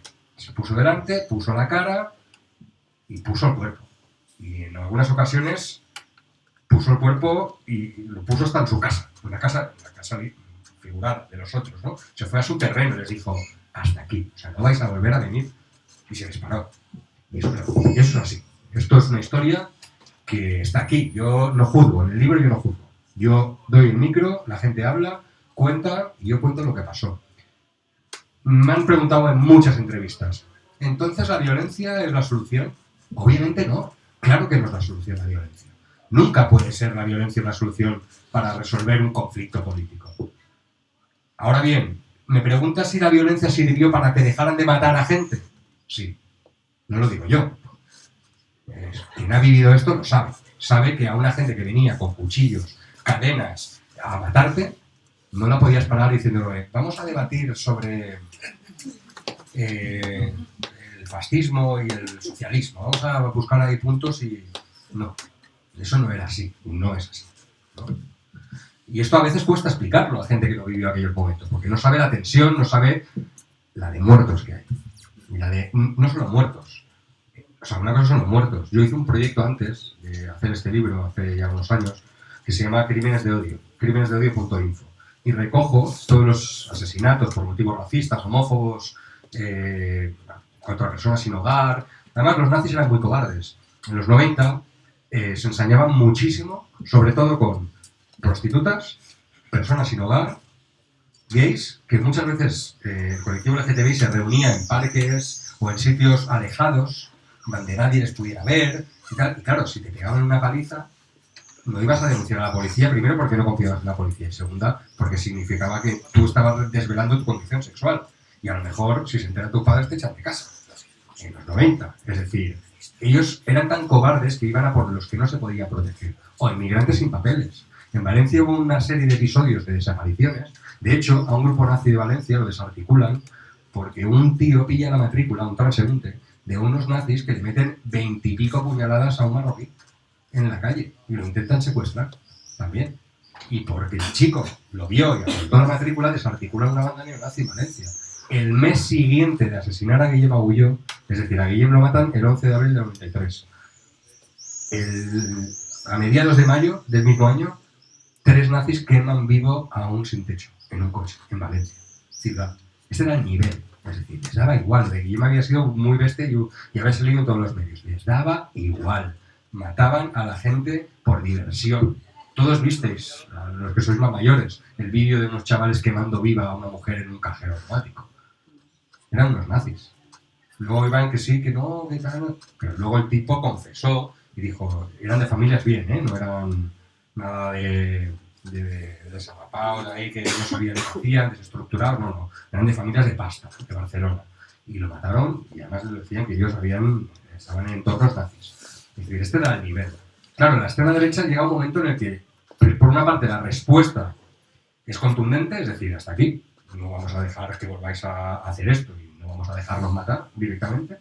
Y por otra parte, hay un momento en el que los medios de comunicación no podían esconder esto. No podían esconder lo de Lucrecia, lo de Sonia, lo de un montón de gente que estaban matando, que estaban pegando palizas, y además era un fenómeno que se estaba reproduciendo en Europa. Yo cuento el caso, por ejemplo, de Rostock, en Alemania. Yo lo recuerdo, yo lo tengo grabado, de ver la tele cómo quemaban un albergue de refugiados en Alemania, en el año 91-92. Yo me acuerdo perfectamente de aquello, ¿no? Era un fenómeno que en Europa se hablaba mucho y que vuelven los nazis, que tal, y no sé qué. Cuando aquí, yo creo que pasan, igual no es tan directa la relación, pero sí que es verdad que marcaron. la película de American History X, ¿no? Pues que se fue muy popular, y hostia, los nazis, tal, no sé qué. Es verdad que eso a mucha gente le hizo clic, ostras, vaya gente, ¿no? ¿Cómo funcionan estos rollos y tal? Que por otra parte tuvo un efecto contrario, que es decir, mucha gente se vio seducida y dijo, yo quiero ser de los malos, de estos que causan respeto, que tal, el malote, ¿no? Y eso es verdad. Y pasó lo mismo a los pocos años con Diario de un Skin. Que yo hablo de Diario de un Skin también en el libro, porque es un producto sensacionalista que se queda un poco en la superficie, y además que hay una cosa que a mí me toca las narices. Es decir, la investigación de este tipo infiltrado en el movimiento de los Ultrasur en Madrid se acaba porque un policía le chiva que otro policía se ha chivado a los nazis, de que está infiltrado y que lo van a matar. Es decir, hay un policía que se ha chivado a los nazis de que eres periodista. Y ahí se acaba la investigación. ¿Cómo que se acaba ahí? ¿Quién es ese policía? ¿Sigue en activo? ¿A qué nazis les pasa información? Eso no nos lo cuentan, ¿no? Se queda todo ahí, ¿no? Como en el suspenso, ¿no? Bueno, saquen ustedes sus conclusiones, ¿no? Pero es verdad que esos dos productos, muy mediáticos, pues es verdad que pusieron sobre la mesa un fenómeno, ¿no? Además muy trufado de sensacionalismo, pues que estaba sucediendo, ¿no? Y que la prensa ya no podía esconder. Y por otra parte, la respuesta de los antifascistas, que ya no se limitaban a encerrarse en sus garitos o en sus locales a protegerse, sino que ya hacían manis, iban a por ellos, a veces pues daban caña, pues la prensa ya empezó a decir, ¡ay, las peleas entre bandas, las tribus urbanas! Recuerdo y explico el documental de Telecinco de Los extremos se odian. Al poco tiempo de que un nazi matara de una puñalada al corazón a un chaval de 16 años en Madrid, a Carlos Palomino, y te hacen un programa sensacionalista con cámara oculta que se infiltran en las asambleas antifas y todo para criminalizar y hundir a la gente a la que le habían matado a un colega, a un chaval de 16 años. Y entrevistando a los nazis diciéndole para que dijeran lo malos que eran los antifascistas, que les habían pegado, ¿sabes? Cuando acaban de matar a un chaval, ¿no? Es decir, esto está todo contado aquí, todos los medios de comunicación, cómo trataron. El de Palomino es flagrante. El de Guillem es muy flagrante, además, pero el de Palomino 15 años después es otra vuelta de tuerca más, ¿no? Claro, en ese momento en el que la prensa está ya pendiente de la movida, la extrema derecha dice, vale, igual hay que cortarse un poquito. Eso de quemar a la gente, matar a puñalada, pues igual con un poco de calma, poquito a poco, pero no tan evidente porque estamos teniendo mala prensa. Y de hecho ya habían empezado algunos a intentar hacer el asalto electoral, es decir, a presentarse, tú lo has dicho, democracia nacional. ¿Cómo que democracia? Si los nazis no han creído en la democracia, ni los fascistas nunca, pero no son los únicos. Hay muchos partidos de extrema derecha que se reivindican demócratas de Suecia, el Partido Nacional Demócrata de Alemania, tal, nazis. Pero bueno, ya dicen, vale, pues vamos a jugar al juego democrático, ya que nos dejan participar y que no nos censuran y que podemos decir lo mismo, pero lo escondemos. Ya no dicen el hombre blanco, la raza blanca superior, ahora te dicen hay culturas incompatibles. Lo ha dicho Monasterio ayer, ¿eh? No me lo estoy inventando, ¿eh?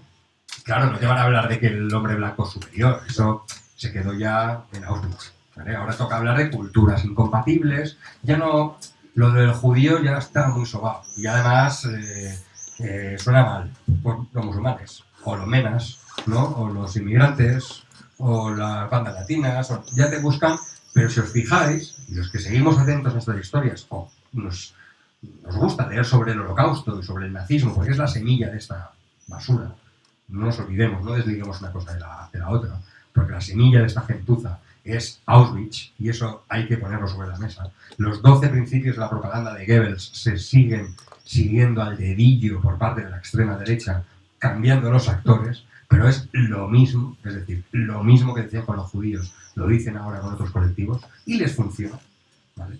Precisamente por lo que decías tú, porque no ha habido vacuna. La extrema derecha entiende que eso ya no es buen marketing, que quemar personas sin hogar, pues no queda bien. Mejor darles de comer, ¿no? Pues montamos el hogar social, ¿no? ¿no? Claro, entonces en vez de quemar las vivas, pues les damos un bocata, ¿no? Y así la prensa viene y nos dice, mira qué solidarios somos, ¿no? ¿Qué es lo que pasó? ¿Qué es lo que pasó? Que cuando los nazis ocupan, encima copiando a la izquierda, porque la extrema derecha siempre intenta copiar todas las buenas ideas de la izquierda para aderezarla de su basura, racista, homófoba, discriminatoria, pero bueno, ocupan, se meten en el hogar social y empiezan a tener una atención mediática, espectacular. La esperanza rubia de la extrema derecha. Sí, el artículo ese del Mundo. De hecho, entrevisto al autor del artículo. Le pregunto, ¿cómo narices escribiste eso? ¿Y qué piensas ahora? Y me lo cuenta. Lo dejo ahí. Cada uno que lo lea, ¿no? Pero está bien, ¿no? Y además el chaval es un buen periodista, es un colega. Y la verdad es que el tío pues, echó el rollo y me contó cómo lo vivieron ellos en la redacción. Pero todo esto, cómo los medios de comunicación, cómo la extrema derecha ha sabido utilizar los medios de comunicación constantemente, ¿no? Y cómo el antifascismo ha tenido que adaptarse. Claro, el antifascismo, una cosa era protegerse contra una banda de asesinos que iba con cuchillos a matarte, a unos tíos que están en la puerta de un supermercado cogiendo comida, que eran los mismos nazis, que iban a matarte. Lo que se ponían una camiseta con una torre en vez de una esvástica y se ponían a recoger alimentos, ¿no? Se disfrazaban. Pero claro, ya no podías ir a reventarle la mesa, porque queda fatal reventar una recogida de comida, ¿no? A ver, reventar un homenaje a Hitler o a Rudolf Hess, pues queda bien, ¿no? Es decir, es políticamente aceptable, ¿no? Pero claro, reventar una recogida de comida, pues es feo. Los nazis son muy listos. El fascismo no se cura leyendo, amigos. Ellos han leído muchísimo, muchísimo. Y nos han leído mucho a nosotros. Sí. Muchísimo. Nos conocen mucho más que nosotros a ellos. Y por eso intentan ponernos las cosas cada vez más difíciles. Y por eso ganan muchas veces, ¿no? Y por eso el antifascismo va a remolque de lo que hace la extrema derecha. Porque ojalá la gente que participa en el movimiento antifascista tuviera tiempo de dedicarse a otras cosas, a parar desahucios, a protestar por las condiciones precarias de vida, por temas laborales, por múltiples temas que la gente que participa del antifascismo también participa. Pero no, resulta que hay una pandilla de personajes que se dedica a todavía dar una vuelta de tuerca más a esa precariedad, a apuntalar todavía más esos privilegios y a encima machacar a que se mueve para intentar acabar con esas desigualdades, ¿no? Por lo tanto, el antifascismo va a remolque, va intentando adaptarse a cómo se está adaptando a la extrema derecha.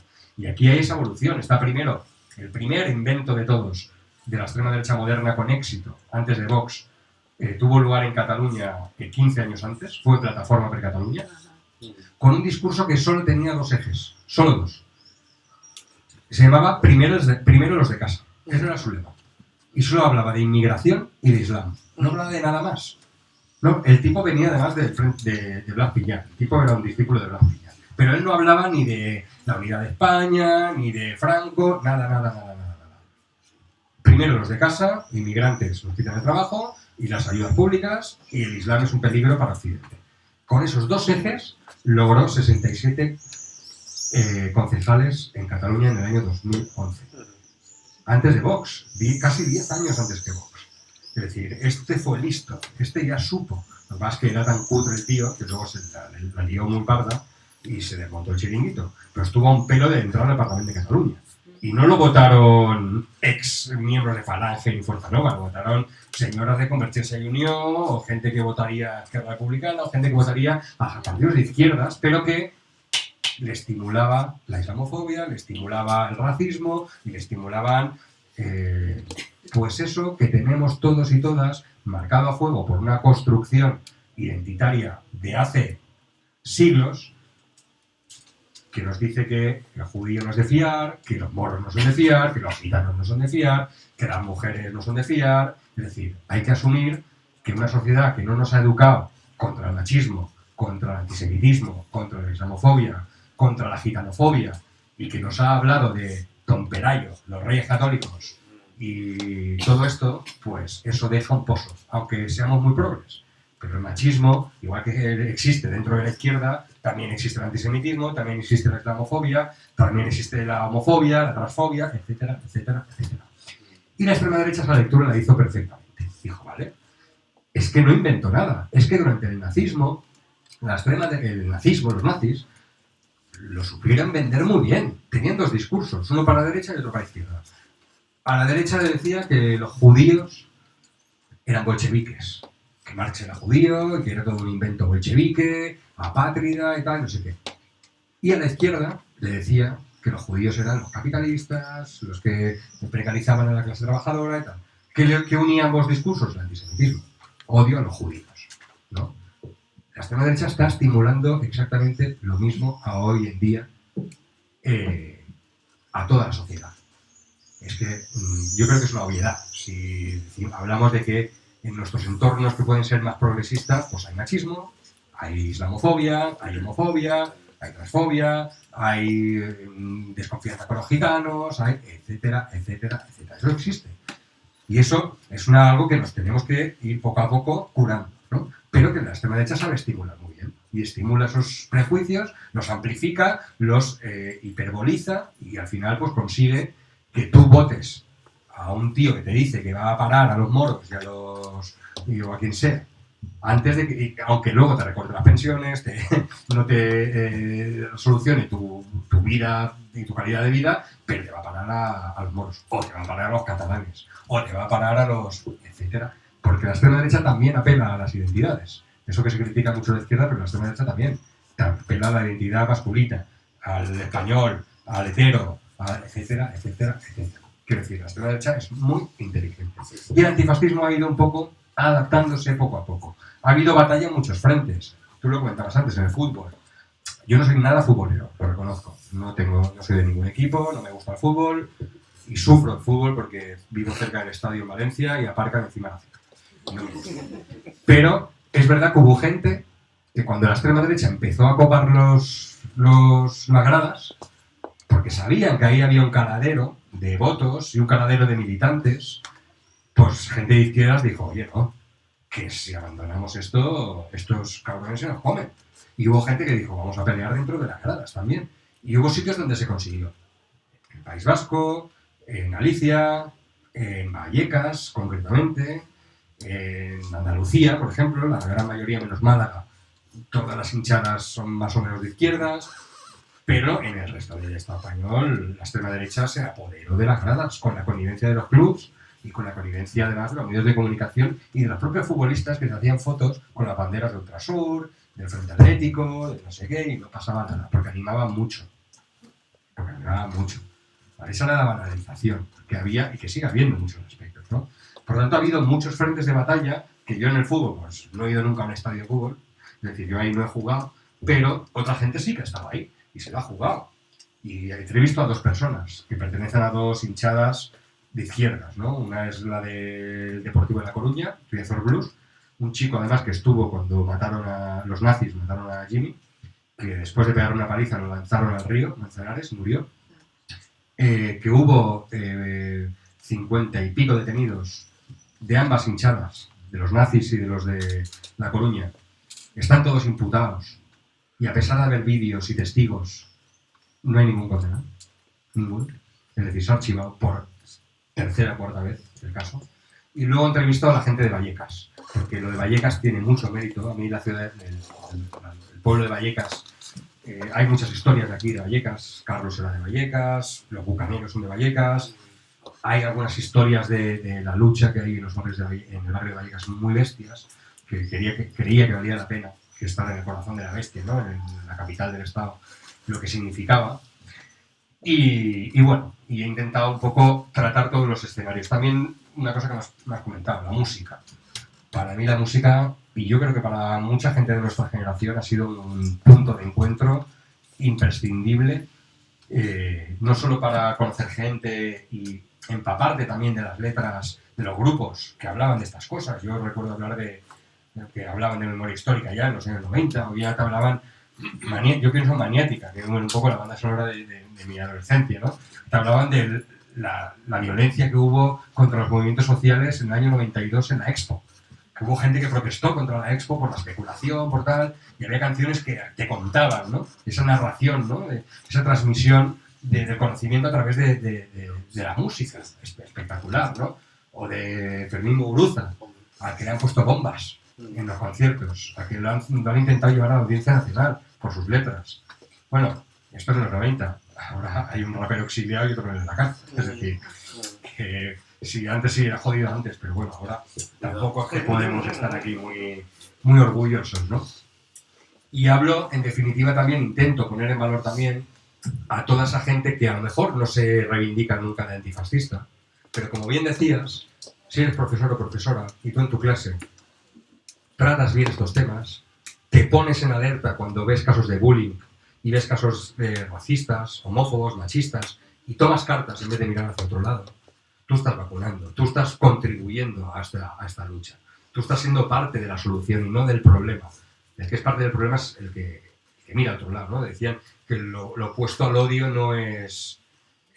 o sea, es la indiferencia, ¿no? Es decir, que es lo que contribuye precisamente a que esto germine, ¿no? Y esto pase. De hecho, el nazismo fue posible no solo por la fanatización de una parte de la población, sino por la indiferencia de gran parte de esta población también, ¿no?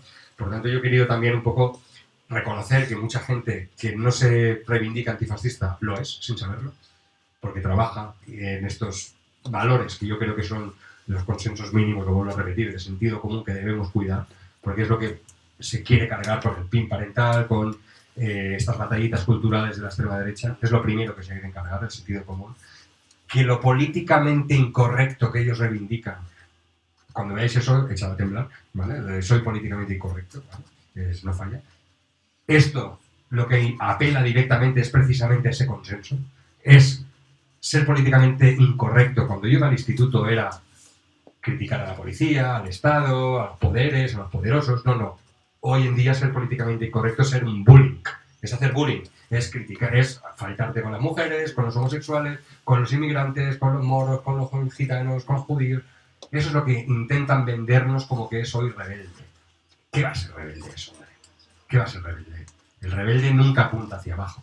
El rebelde siempre apunta hacia arriba. Y la extrema derecha nunca apunta hacia arriba. Nunca. Las élites están muy tranquilas con la extrema derecha.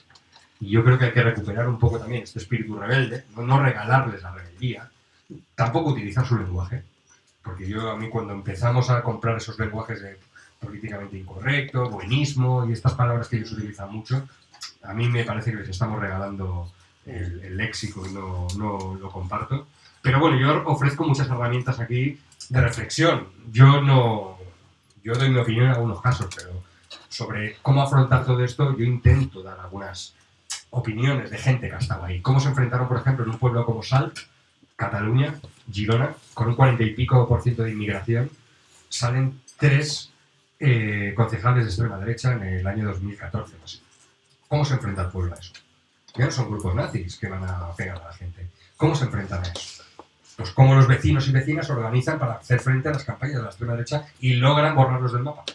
Ellos lo explican cómo, ¿no? O cómo, por ejemplo, las nuevas generaciones de jóvenes hijos de inmigrantes o de inmigrantes que se han criado aquí, que son españoles, y que viven con absoluta normalidad ya, bueno, absoluta normalidad mentira, no lo viven nunca, una persona que es diferente nunca vive con absoluta normalidad. Pero bueno, como ellos toman el relevo y dicen, vale, muy bien, muchas gracias, nos habéis protegido mucho tiempo, pero ahora nosotros tenemos entidad y vamos a luchar por nosotros y vamos a hablar en nuestro nombre. Esta nueva generación antirracista de colectivos de personas migrantes que toman la palabra, que se plantan en primera fila. Y cómo, ya por acabar, yo pongo en valor en uno de los últimos capítulos el tema, por ejemplo, del feminismo y la LGTBI-fobia, ¿no? Cómo yo, en el año 92-93, cuando empiezo a socializar en los espacios alternativos, en las casas ocupas, en concreto en Valencia, empiezo a escuchar lenguajes que hoy en día son mainstream, que hoy en día pones la tele y están hablando en ese lenguaje. Yo ya lo escuché hace 30 años, ese lenguaje. Y no lo escuché en un librito de Judith Butler.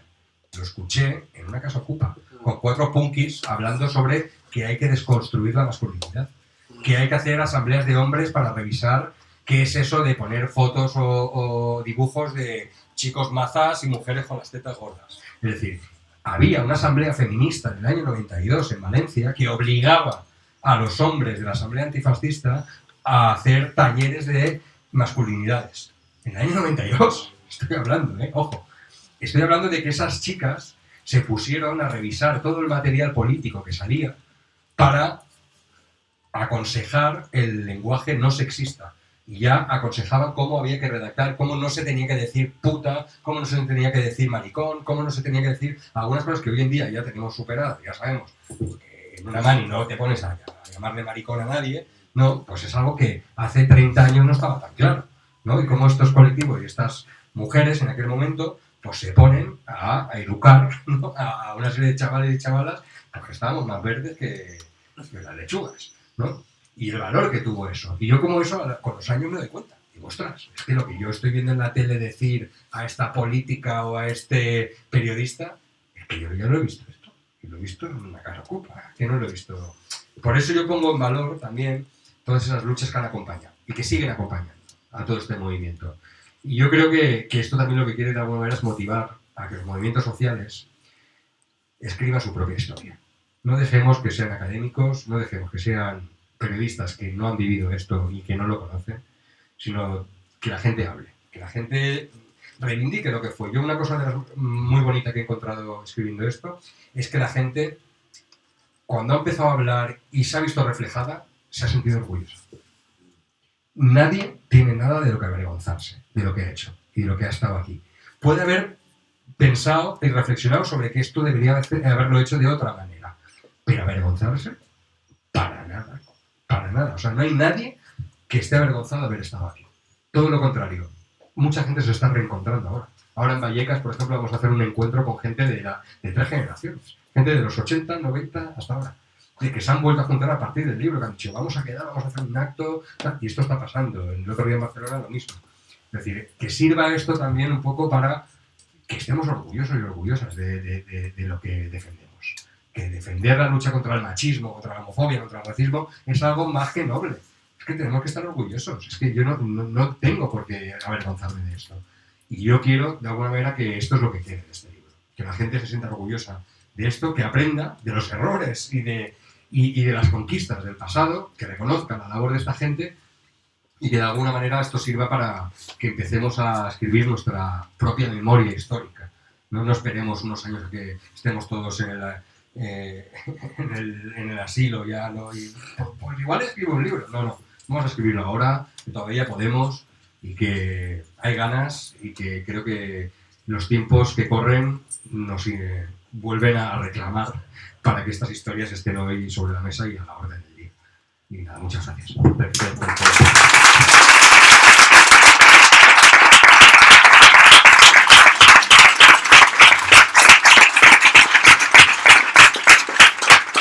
Con ese orgullo vamos a cerrar. Muchas gracias a todos.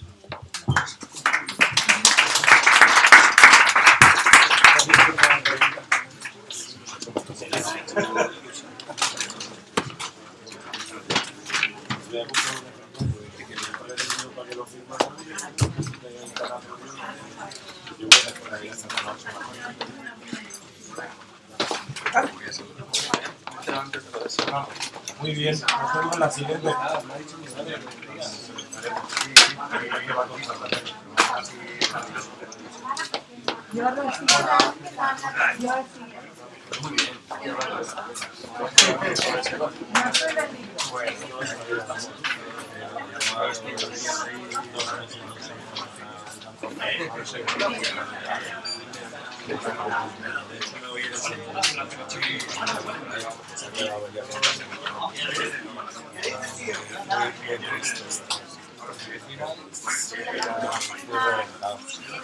Pero bueno, en fin.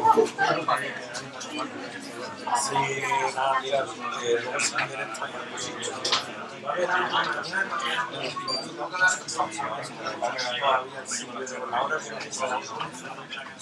pero no sé si va a ser obligatorio o si va a ser entonces yo sé con lo que sí, yo me voy también porque me voy a súper interesante. Ya lo sé. Sí, hasta nos falta aumentar a la tío. Pero esto es súper guay, tío. A ver si quedamos y... A ver si quedamos un día, sí, señor. Me va a dar un abrazo, pero le darle la chuchara. No, me puedes dar un abrazo. El problema no es de hostia.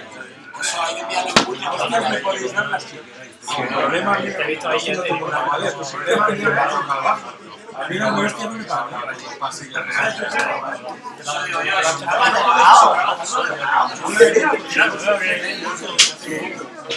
Me voy a despedir de ti, soy como pero sí, macho, yo ahí le dando más importancia a esto, macho, estoy como que no puedo llevar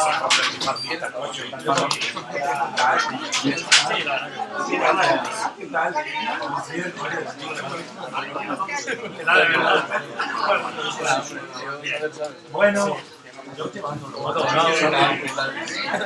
claro, que va, que hemos venido.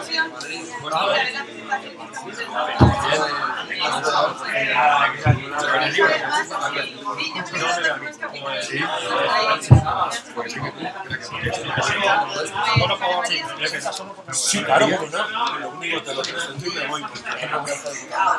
Sí, pero es lo que dije. Yo pensaba que me dije a Madrid, que porque me daron si quieres hablar con él, yo creo que lo bueno pensaba un poco. Ah, bueno, vale.